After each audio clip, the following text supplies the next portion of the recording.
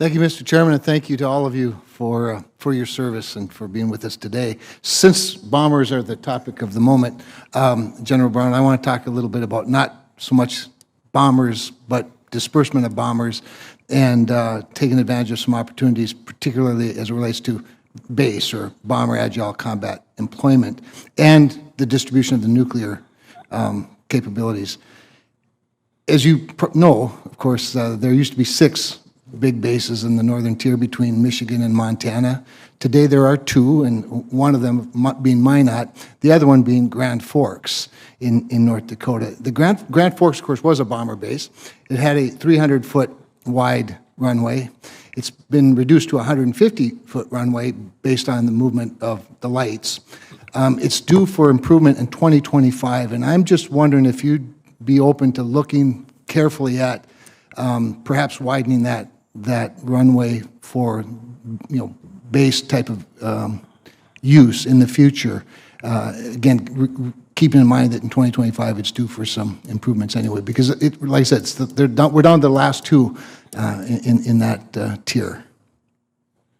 Senator, we can definitely look at that, particularly as you said, that they're already going to be doing some modifications. It's probably, anytime you're doing that, it's probably a good time to take a look at and make sure we do not miss any options to provide us opportunities and capabilities in the future. Well, I always like it when my state's interests match up with common sense and the military, so all I can ask is you take a good look at it. Thank you.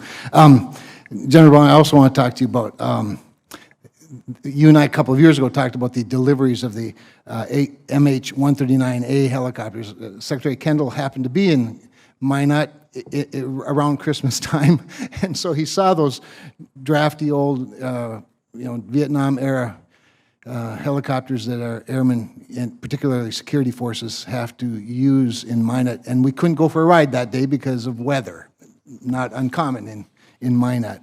The delay at that time, a couple of years ago, the delay in delivery was due to FAA certification, as you no doubt recall and know. That's now done, but we see that there may be a delay again, and I'm just wondering if you have some sort of an update on the MH-139As and when we might expect to see them. Yeah, we just finished up the production development phase, and then in FY24, we expect to get 4 of the MH-139s to start their initial operational testing, so we'll be beyond that FAA certification, and then that'll help us start the path of a follow-on procurement to start filling the aircraft. Well, is 4 enough? I mean, is there a way to escalate that? Is there any chance we could accelerate that? And, I mean, I'd even question whether the Hueys, the old ones, are mission capable at this point. Well, we'll always take a look to see if there's ways to accelerate, bringing on a capability, and at the same time balancing the risk as we bring that capability on to the force. I understand. Maybe one of the things that could help inspire you would be a ride in February. But anyway, we'll work on that. We'll work on that another time. Thank you very much. Thank you, all 3 of you.